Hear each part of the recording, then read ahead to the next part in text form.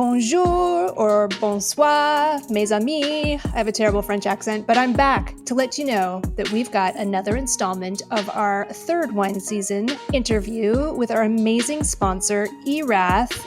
I had the chance to sit down this season with the globe-trotting winemaker, Leah Aiden. She's head winemaker for Erath Winery, and she has made wine in Australia, France, and Switzerland, as well as many places in the United States. So I'm going to ask her today to share her global perspective on wine and also tell us a bit about holiday traditions she's picked up on her travels.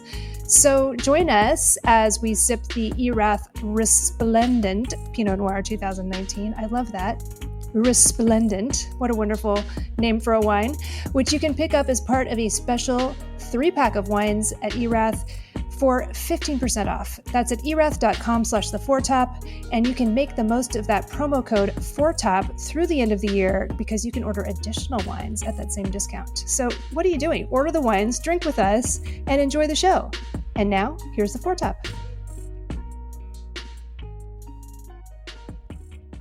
You know, I had a friend that came over recently, and this person's super into protecting all life and everything. So there was a spider in the house, and she's like, "Hey, you know what? You got to take that spider out instead of killing it." So I did. I went out. We had a few drinks. Nice guy. He's a web designer.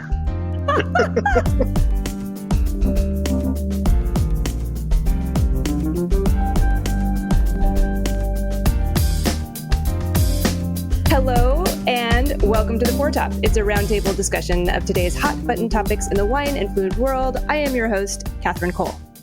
And I am your host, Martin Reyes, Master of Wine. And you know what, Katherine? Today we are a 3-top, not a 4-top, which I find very fitting because we are going to discuss Web 3, also known as Web 3.0. Yes, we are going to talk tech in this episode. But before we introduce our guest, whom you may have heard in the intro, we need to do a little backtracking and explain what Web 1.0 and Web 2.0 are so we can understand Web 3.0. So I'm just going to quickly begin with Web 1.0, which according to Wikipedia, which is a very Web 2.0 thing, Web 1.0's era was between about 1991 and 2004. This was back when everyone had an AOL email account. But other than email, the internet was not really interactive. It was really a read-only platform. It was a place where you could get information that you previously probably would have had to go to the library to get. And to me, my Web 1.0 memory that stands out is being in grad school and having to sign up. I think we signed up on a bulletin board to get LexisNexis access. I remember that. 96, because we wanted to access legal documents and legal articles for our work. I was at journalism school at Columbia. I also remember that year we took a class where we learned about this thing called Yahoo, and we couldn't believe that it was called Yahoo. So that's my Web 1.0 sort of transitioning to 2.0 memory. How about you, Martin? Those were the days. I'm only a couple years younger than you, and so I came into college right when Yahoo was starting off, like as you just described. And it was interesting that you mentioned Wikipedia because, well, to those who are listening, I didn't even know there's these distinctions. So I'm with you. I'm a one-trick pony. I'm a wine guy and not much else. So this is Web 2.0, right? According to what I understand now, that's the era we're in now, in which we can all be creators on the internet and the interwebs. It's the participatory or social web, right? And during this time, we've cycled through platforms where we shared our opinions. 2.0 is also all about business. So for wineries, Web 2.0 has been just terrific because we've been able to sell direct to consumer. By the way, direct to consumer, you may hear us later on, it's DTC. The growth of business has gone hand in hand with, well, I mean, honestly, a loss of control over our own personal data. Oh, yeah. Right? I know for a fact that, for instance, I'm furnishing a new kitchen over many months, and all of a sudden, Instagram knows. And I've bought a lot of stuff on Instagram. I've been targeted for like SodaStream, cooking gadgets. Oh, yeah. I'm going to jump in here. I might be an anomaly because I am in love with algorithms controlling my life. I am in love with efficiencies because I am a one-man operation in my business, and I want to control the flow of my work. And I do appreciate algorithms. I put myself out there on websites, and I want them to kind of be able to kind of track how I do.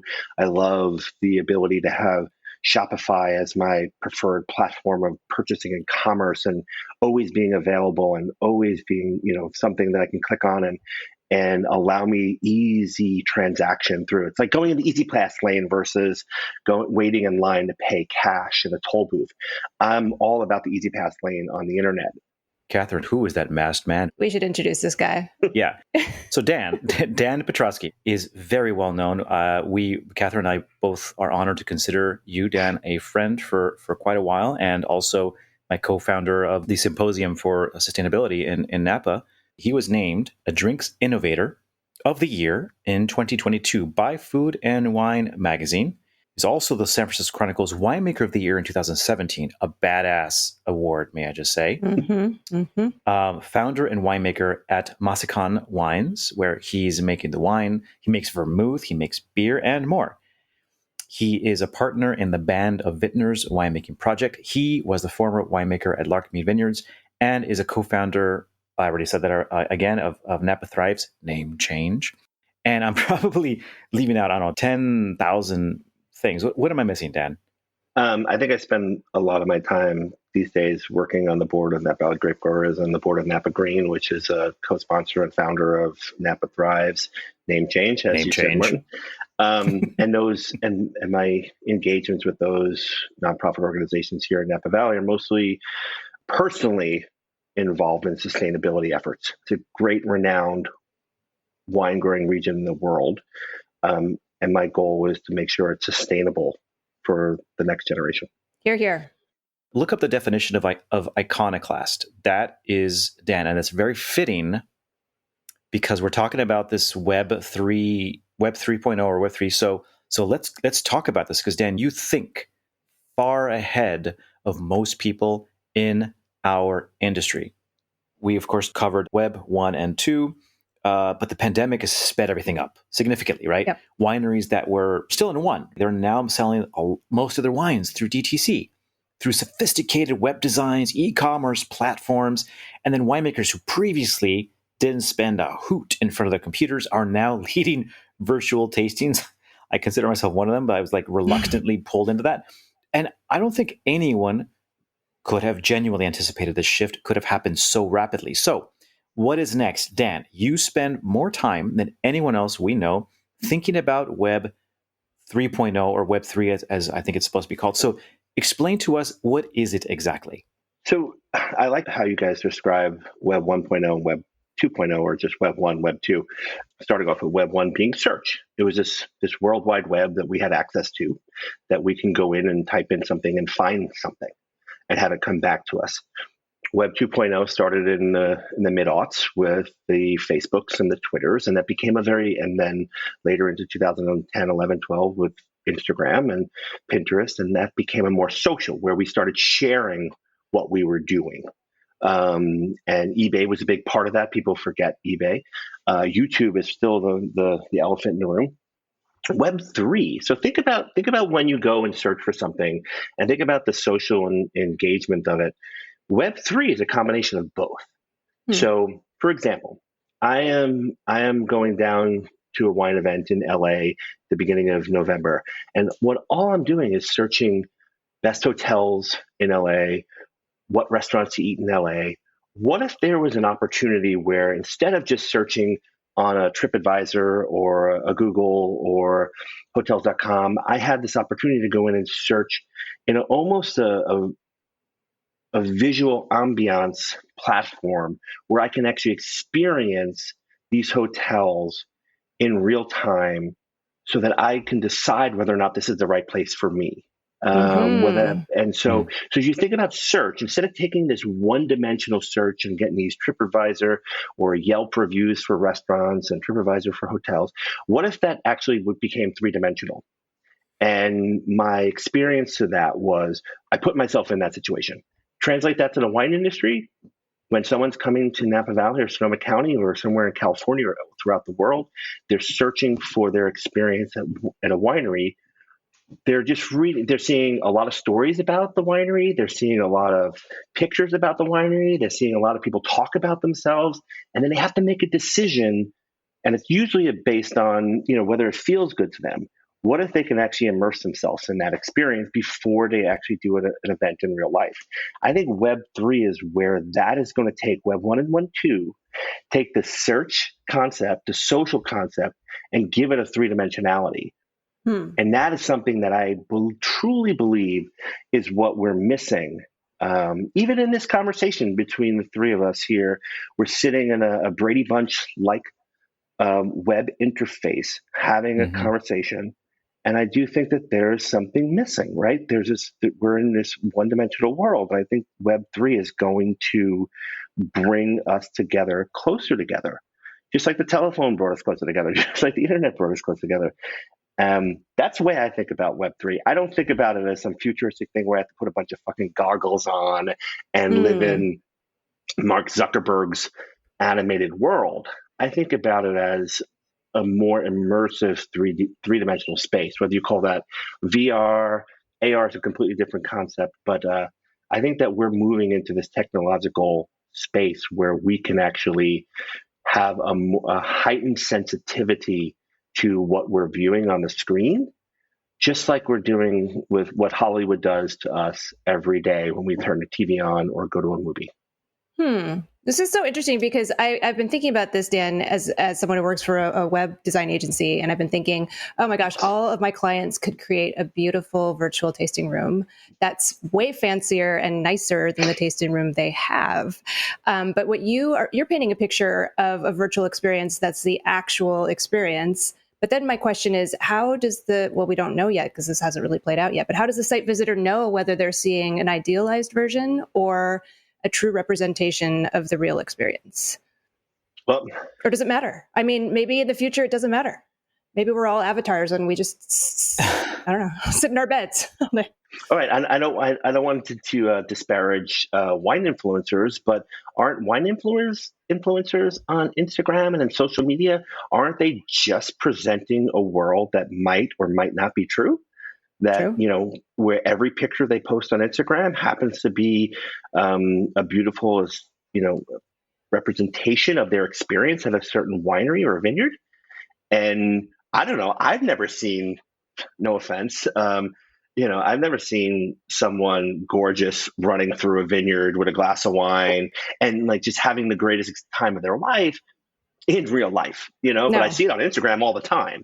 No one's hair looks that good. No one's hair looks that good ever. So, I mean, mine does. Oh yeah, it's true. So I do think about that. Like Instagram has created, one-dimensional aspirational experiences. We are creating a past experience. We drink a bottle of wine, we post it on Instagram. It is a previous experience. I think Web3 is going to provide a future opportunity, aspirational experience. We can aspire to the past, which is called nostalgia and romance.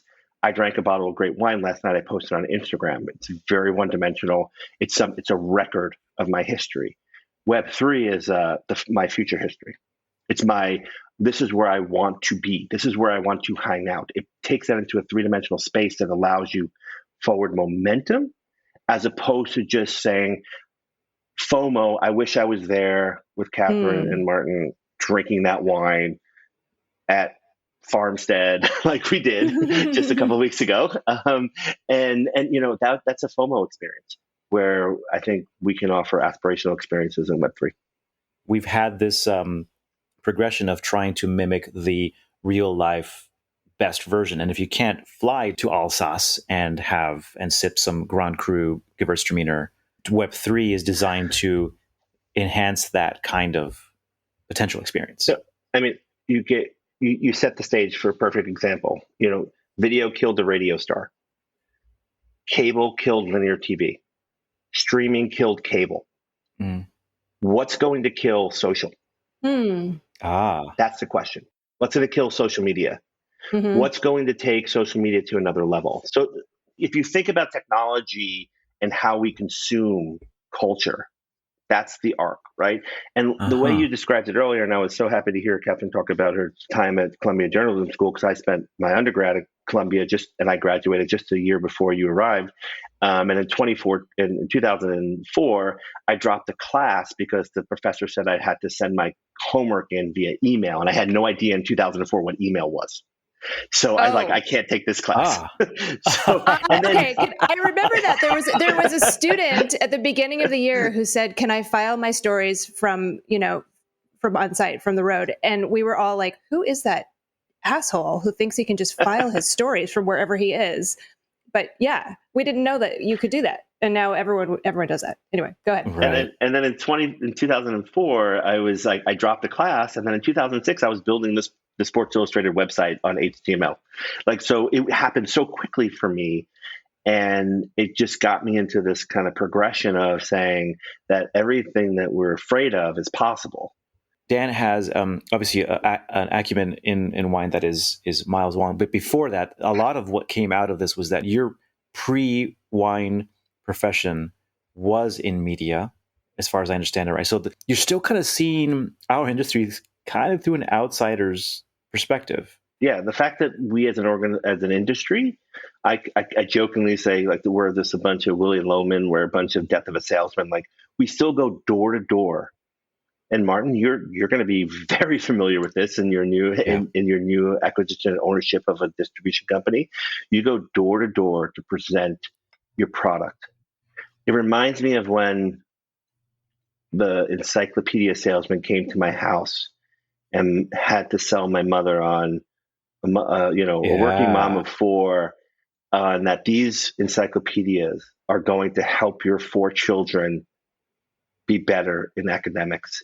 And I think that is this weird thing, where there's this bootstrap, kind of worn, torn soles of the shoes salesmanship of the wine industry that is so antiquated that we haven't evolved yet, because we are a B2B business, because we sell to secondary and tertiary markets. And as Martin, you said earlier, DTC, direct to consumer. We have not succeeded as a direct to consumer or business quite yet.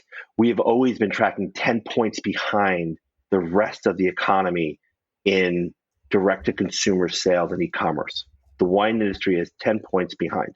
So prior to the pandemic, DTC sales were 16% for all products in the country, and the wine industry was 4 to 6, so 5. During the pandemic, DTC sales went from 16% to 26%, and the wine industry jumped from 4% up to 14%, 16%, and then now it's kind of settling back down because we are no longer in quarantine. The wine industry has always been a decade or two behind.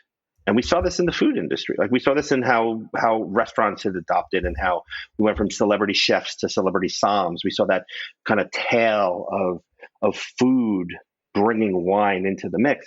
And now it's technology is the same way. The way that we're going to adopt technology as marketers, we've always told everyone that video is the king and queen of the future. And that's because YouTube, no one wants to talk about YouTube, but YouTube is silently the largest, most incredible creator-driven economy. And we were told as wine industry, I remember standing in the cellars of my prior job at Larkmead trying to do video tasting notes because we wanted to put it on our website because we were told we should do video. And I'm like, guess what, guys? Zoom is video, but it's live. It's 100% in real time. You get to interact with people in real time and answer questions. This is like live radio, but in video form. Video killed the radio star. This is it. This is TV. This is video. Hello, listeners. I am back in Portland's Pearl District at the Erath Tasting Room. Erath has very generously sponsored this wine season of the Foretop, and I am lucky enough to be chatting with Leah Adent, head winemaker at Erath, which is a very historic winery here in Oregon's Willamette Valley. And Leah, we've been talking about the holidays, and you told us about growing up in Alaska, but you've worked in viticulture and winemaking all over the world, in Australia, France, Switzerland, California, Washington. You got your master's degree in enology from the University of Adelaide in Australia. I'm just curious to hear, I guess, first of all, what your experiences were like making wine all over the world. And second of all, like, just for fun, since the holidays are coming up, what are some kind of food and wine traditions that you picked up along the way? Yeah. I feel so fortunate. The experiences that I've had getting able to travel and make wine for anybody and everybody across the world. And, you know, one of the big differences, obviously, with Oregon is that it is so Pinot Noir focused. There's very few regions that have such a dominant variety, which I think is a double-edged sword. I love being able to play with 10 different varieties in a winery, and I also love the focus and intricacy that you get with just one variety, and then you get to focus on clones or vineyards or soils and kind of push those aspects of the wine. So that's definitely a big difference for me coming to Erath from some of those other regions. Some fun wine traditions. When I was in Australia, you know, they have a hot Christmas. So most people are not cooking a big all-day oven meal. And so one of the big things that I learned to appreciate was the sparkling Shiraz. Yeah. Because, you know, you want a proper Christmas meal, but a big red wine might not do the trick when it's 100 degrees out. So that's when the sparkling Shiraz comes out. And I didn't love it at first, but I grew to love it. I still love it. Yeah. So that's a fun one for me. That's one of those wines that you think there's no way this can possibly work. And then you get a good one and you're like, oh, yeah, I kind of get it. Right. Yeah. And, you know, I think it's a wine worth trying a couple times in my mind, because I didn't love it the first time. But in the right moment with the right group of people, it's fantastic. Yeah. And so, okay, so they weren't cooking in the oven. They must have been barbecuing, though, right? Barbecuing, lots of seafood, lots of prawns.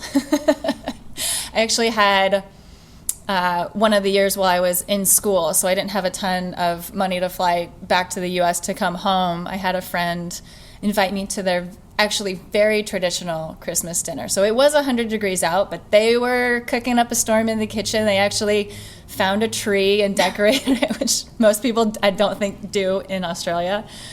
It was it was so nice of them to invite me and bring me along, and we started with sparkling Shiraz.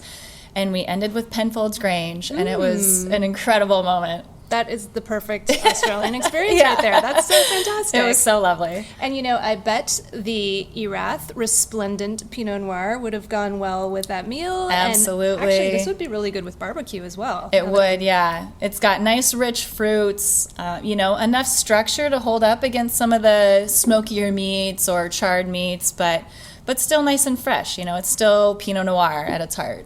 It is. I mean, it's very refreshing. The acidity is great. And, you know, we are actually recording this before lunch. And I'm feeling very refreshed. It's juicy. It's yummy. Yeah, this would be a great barbecue wine. And holiday wine, for that matter.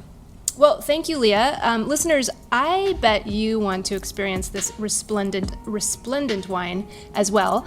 So please head on over to erath.com/thefourtop. Enter the promo code FOURTOP, that's FOURTOP, in case you didn't know, to receive a 15% discount through December 31st, 2022. That's good for bottle purchases as well as the very special FOURTOP 3-pack, which includes the Quail Run Pinot Blanc, this very resplendent Pinot Noir we're tasting right now, and also the Single Vineyard Knight's Gambit Pinot Noir 2019. So, Leah, I am looking forward to continuing our conversation, but for now, back to the show. I want to backtrack a little. Dan, you sort of painted the picture of the incredible sort of virtual universe we could all enter in Web 3.0, but what about our privacy?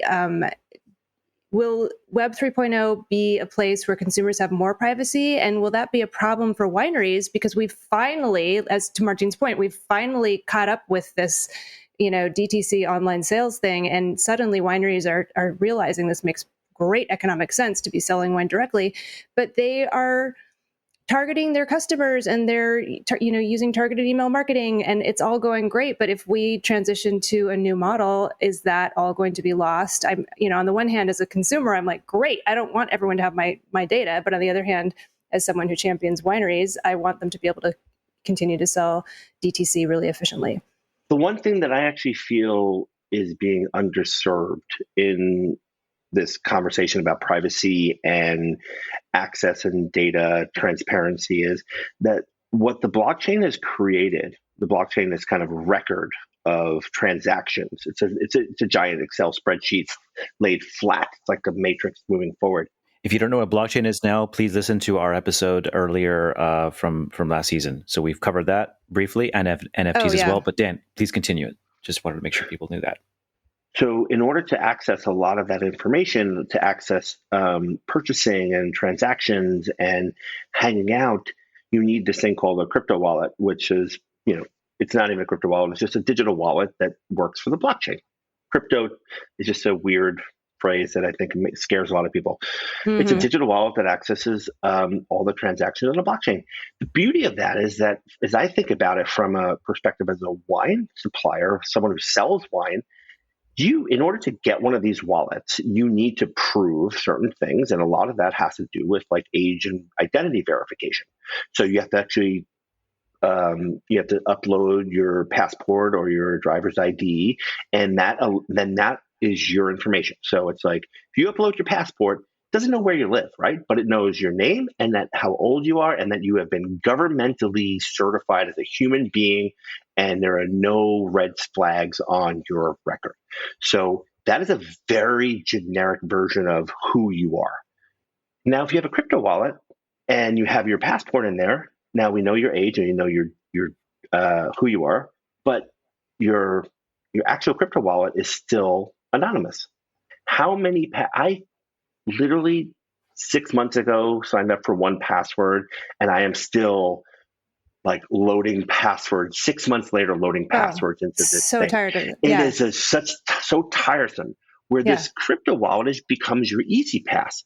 When I go through the toll booth at in the Golden Gate Bridge or the Bay Bridge, they know who I am. They have my credit card. They charge me for it, and I can go through the toll booth. And if something happens, they even know my license plate number. If something happens, they will then come back to me and ask me a question.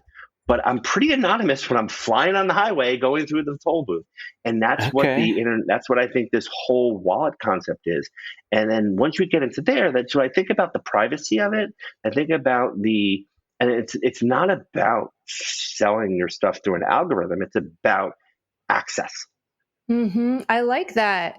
Yes, I believe in guardrails, just like a highway has guardrails. You can be on the side with the Easy Pass. You can also be on the side with, you got to go sit there in line for 2 hours and pay your fucking 75 cents. Where now it's like $7.75. But you know what I'm talking about. And I think that is the digital highway, the web highway, all that stuff is just very simple to what we did in infrastructure with creating easy passes versus sitting there. Like, you can be completely anonymous, or you can be anonymous with access. Or like that, the global entry card when you travel. I love that. I'm like, great, U.S. government, take all my information so I don't have to stand in the line, So kind of like a key, where keys don't have information on them, but they can open the right door. The keys to maybe a safe deposit box where all of your data is stored. Right. So there's still a vulnerability, but it's still several steps removed. Let's use Shopify, which is a quote unquote Web 2 analogy. I think Shopify is, I don't even know how to put it into Web 2, but so if you go to a website that is Shopify enabled, you are being asked to put in your email address, and then it sends you a text message, and you put in a text code, and then and Shopify has captured all of your information. So across multiple websites, you have this easy access pass called Shopify. It's no different than a potential future web wallet. I chose to be a part of the Shopify network and to be able to have this kind of access throughout the Shopify network, just like I chose to be a part of the Amazon network and get free shipping and all the other things that come along with being a Prime member. And it gives me access to a huge amount of content and information. There's a lot of businesses that don't sell product, that sell services or content, that don't have the Shopify or Amazon access, that might use, and this is wine, Wine has a lot of other tangibles that are related to compliance that we need to consider. And the number one thing about compliance with buying wine online is age verification. And these digital wallets can do that for you. And they can also actually provide you with logistics with state verification. If you're shipping wine direct to consumer within states, your crypto wallet will be able to, once you log into a website, you'll be able to see if whether or not you actually have access to purchase any of that product. And that's how I'm going to transition that into the metaverse. Because that's where I see my future potential revenue generation is in the metaverse, and it being a global 24/7, 365 environment. I still need the guardrails that will allow me to sell wine to the people that I am legally licensed to sell wine to, unfortunately, because I have rules and restrictions. And then I think that is the biggest part of Web3 that the wine industry has, the hurdle that the wine industry has to overcome. You have mentioned, I think, to both of us that you believe you'll be selling more wine in the metaverse in 2030 than in real life, IRL. So tell us what you mean by that. The way I meant it was I'll be selling more revenue than I will be selling wine. So my revenues in the Web3 through wine sales, through beverage sales in the metaverse will be higher than in real life sales. I am a small business that doesn't have a tasting experience. I can't give you an opportunity, and I deal with this every day as I'm the only person who works in Moscone in the customer service. Hey, I'm in Napa Valley. Can I come and taste? Like, there's more people. More people that email me at like noon that want to come and taste at 1. It's phenomenal. It's but because winery is in my name, they just assume I have a physical space for them to come and enjoy my wines. I don't. I'm completely virtual, and that's pretty much about 2/3 of the wine industry in California is virtual. You do have a physical space. It's 6'2", 200 pounds of solid awesomeness, right? 200. I would go a little higher than that, but thank you, Martin. All right. I love you. I love you for saying that. I'm wearing black right now, so I'm looking a little stealth. But anyhow, no. So I do believe that Masakan as a brand is something that lives virtually. It lives in your romance and your nostalgia and your aspiration for what you want in a white wine. I can try to convince people as a marketer of that brand that Masakan is something that you want aspirationally, that has been part of your life nostalgically or romantically, whether it's been a Mediterranean vacation or a vacation to Cabo or a vacation to Miami Beach or whatever. I tried to convince you through my marketing efforts that this is a brand that will fulfill some of those nostalgic and romantic ideals that are also aspirational.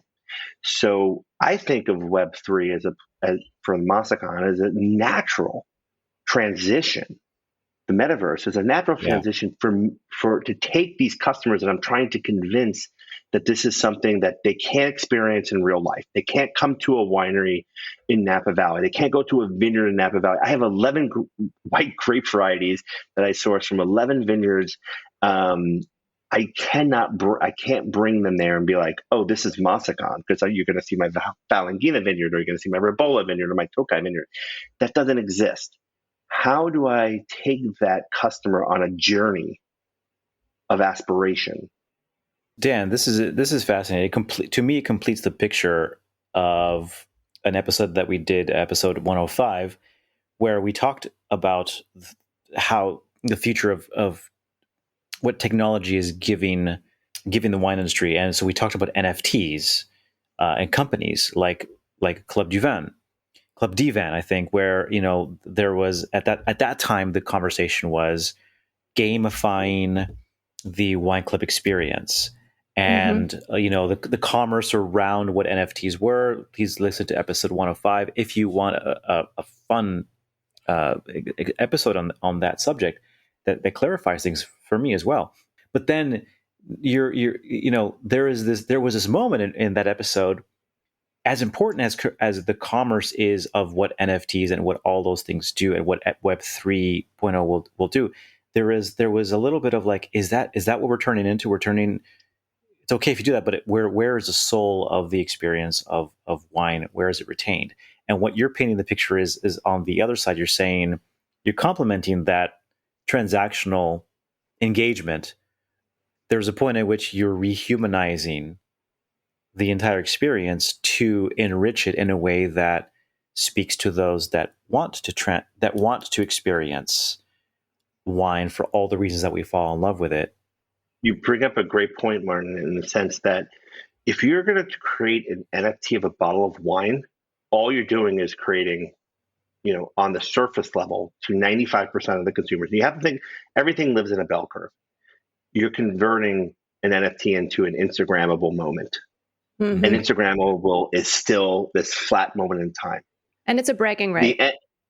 Yes. And the NFT adds a utility of sharing that. How different is it if I open a bottle with both of you guys? I open a bottle of Dagenau when we're sitting together at a dinner table, and then I post it on Instagram and I share it with my 12,000 followers. But as an NFT, I'm sharing it with you two, 12,000 followers, whatever. But I share it with you two. And as an NFT, because you experience it personally with me, there is a human connection there that I do that, right, as an NFT. And then you can put it into your wallet as if you're putting it into your seller tracker. But I still think that and then there's this record keeping, which is, I think the true utility is the record keeping. It's not the NFT. It's not the FOMO moment in time. It's the record keeping that I was there. I always go back. I mean, my life is, the whole Instagram thing resolves around LCD Sound System, with that song where they kept talking about, I was there when this happened. I was there when this happened. I was there. It's all about this whole FOMO experience, right? Yeah. And we all live that experience. But Martin, I think you summed it up perfectly when you talked about humanizing it. I don't want a bottle of Masakan to be, shared in a crypto wallet. I want a bottle of Masakan to be put on a real life table. But if I can drink that while we were sitting in this really aspirational space and not in a Brady Bunch Zoom, it's just, and my bigger dream is Hollywood, right? Hollywood has always been late. I heard this great, this great description of Hollywood as laid back entertainment, where you just sit back and enjoy, and it just comes to you and you absorb it. But what about the gaming industry has changed that. The gaming industry is active in entertainment. How do we come between Hollywood's aspirations and the gaming industry's and aggression? And how do we create this romantic, aspirational view of someone visiting a vineyard or a wine bar or a tasting room or, oh my God, you're speaking my language. The answer is haptic technology, but that is another. It's an episode 200. That's another episode where we all have little sensors, and we can smell, and we have sensors on our faces, so we can smell the wine, we can feel the vineyard, we can feel the breeze. I mean, I'm actually excited for that. Actually, I love what you both are saying, because it does tie into something. I think we've all had our eyes on Meta, which used to be Facebook and Instagram or whatever it is now. And Dan and I were actually talking about Mark Zuckerberg before we started taping today. And I think what I'm hearing from both of you is, there have always been these sort of dystopian visions of the future that are, where technology just, it's controlled by these large companies and they destroy us all. But what's been interesting about technology driving forward is it's been social. It hasn't been driven by business. It's been driven by human connection. Mm-hmm. And maybe it makes sense that Mark Zuckerberg is the one who is really pushing ahead with the metaverse and investing so much into it, because he is seeing that, first comes the social. First comes our kids on TikTok, and the rest of us are like, "What is going on here?" I don't know. And then the rest of us adopt it, and we realize, "Oh, wait, this is a really nice way to interact with other human beings." 100%, and I think that thank you, Katherine, the reason why Mark bringing faith back into whatever. And look, and I don't want to shit on Mark Zuckerberg, but there's a lot of reasons to shit on him, and he's been lionized and he's been demonized, and the conversation, Catherine, you and I had earlier, was that I think that he's the loneliest person in the metaverse because he is a genius, hands down. We understand that. And whether or not you believe in what he has created or not, he's transformed our world 100%. And I think that he has the ability to transform the world again. Unfortunately, he has not come out on the better side of his initial transformation of the world through social. And I think that he is the worst person to be the father or grandfather of the metaverse, because I think he is not necessarily the most personable person, and the humanization of Web3 is this kind of tactile feel, this hap technology, as you're talking about. That's Web3, and Mark's not that person. He's awkward, and he is now awkwardly introducing what could potentially be the most important thing that we've lived our lives through. I think it's time for us to transition to our dessert wine course, where we each share a little something wonderful that we've been enjoying recently. Martin, you're sipping some nice red wine there, but what's your dessert wine course? Oh, well, it's not so much wine. It's going to be something probably the most expensive thing I will share with you. But I mentioned, I alluded to it earlier. It was the Lomi, Lomi, which is the composter on the counter. That is this machine. It's about the size of a microwave. Oh my God, I'm buying one right now. I'm Googling it. Sorry, I'm buying one right now.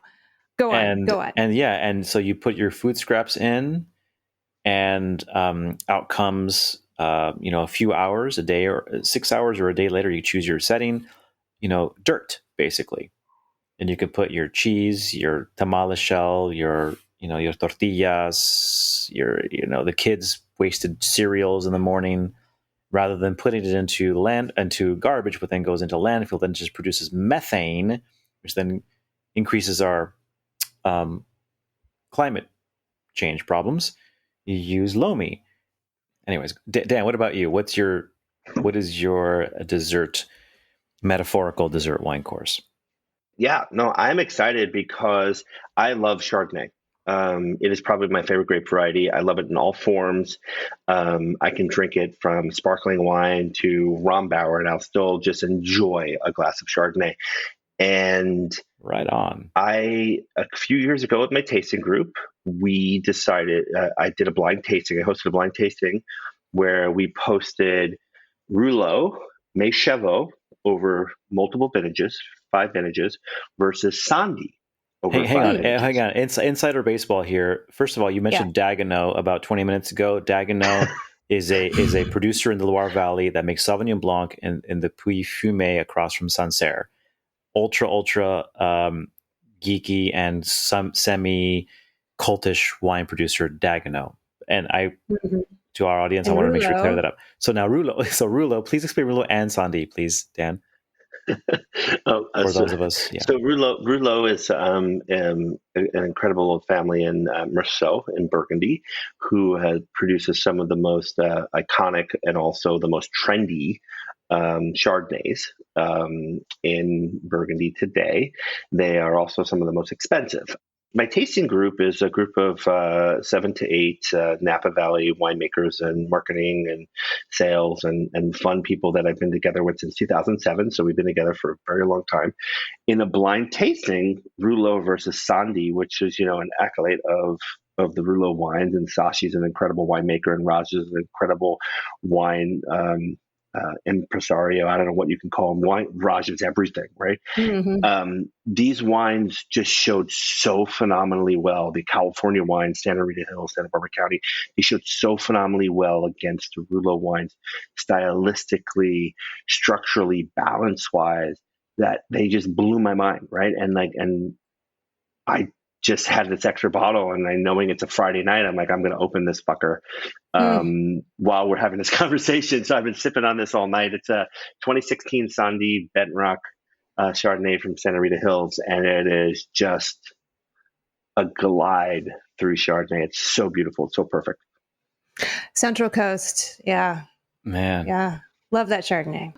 I'm going to transition to my dessert wine course, which is, as usual, if you're a regular listener, you know I'm a fiction geek, and I'm going to recommend a couple of books. Friends, if you are metaverse curious, Web 3.0 curious, confused, I want to tell you about a couple of kind of fundamental, basic works of fiction that can get you started. The first is, it's the novel that actually coined the term metaverse. It was published way back in 1992 by the fantastic science fiction writer Neil Stephenson. It's called Snow Crash. And it's amazing. I mean, it doesn't entirely hold up, but what's amazing about it is how much he predicted correctly. Oh, man. Great read. And then the other one is Ready Player One, which Ernest Cline published in 2011. It's another dystopian novel. And in this case, most of the plot does not take place in the metaverse. It's the metaverse, but it's called The Oasis. And what I love about both of these books is they kind of hold up Oregon as this kind of, city on a hill. All the smart people end up in Oregon. So clearly fiction. Sorry, yeah. I couldn't have. No, sorry. So yeah, if you're like me and you understand the world through fiction because you're a little bit creative and weird, I recommend both of those books. They definitely are good introductions. And for those of you who think you don't understand science fiction or don't understand Web 3.0 or don't understand the metaverse, please give them a try, because both of these authors are really good. So that's my dessert wine course. And with that, Martin, lead us out.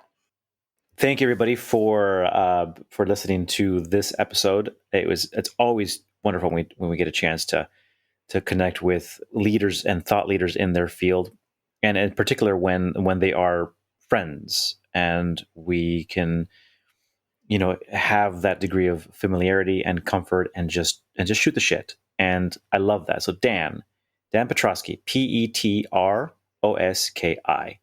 You can find Dan Petroski online at Massicon Wines, and Massicon is M as in Mary, ASSICAN, Massicon.com. And also, the website's still live as of the rest of this year here, napathrives.org, napathrives.org. And you can still go to that. I'm sure we'll redirect it when the name changes. You can also find me there. And I'm also at reyeswinegroup.com and winewise.biz, B-I-Z. And you can find me, Katherine Cole, at katherinecole.com. But don't go there. Go to theforetop.org, where you can find our social media handles. No, we are not on Discord yet. And no, we don't have a virtual reality experience for you. We just have good old-fashioned words and images. Listeners, please use your words and send us your jokes, and contact us over Web 2.0 to let us know what you thought of this episode. Signing out from the Napa Valley. Thanks so much for listening, everyone. And signing out from the high-fiber, protein-packed city of Portland, Oregon. Thank you so much, everyone. Bye-bye. A bientôt. This has been the Four Top Podcast. Katherine Cole is our executive producer. Izzy Kramer is our senior producer. And I'm Keelan King, sound supervisor.